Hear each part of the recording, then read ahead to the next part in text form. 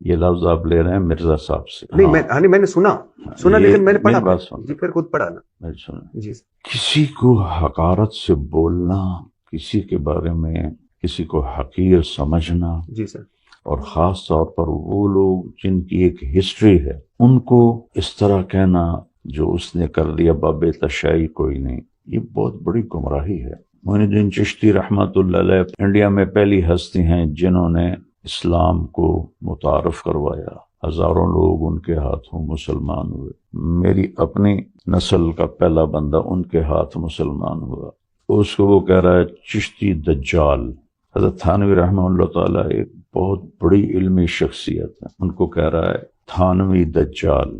ابو بکر شبلی رحمۃ اللہ علیہ یہ نہاوند کی گورنری چھوڑ کر جنید بغدادی کے شاگرد بنے تھے اور ان سے خلافت ملی تھی، ان کے جانشین بنے تھے، ان کو کہہ رہا ہے شبلی دجال۔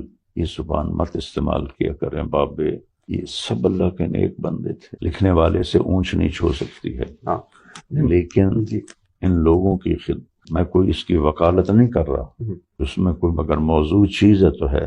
طریقہ یہ ہوتا ہے خذ ما صفا ودع ما قدر، قرآن کے علاوہ کوئی کتاب خطا سے پاک۔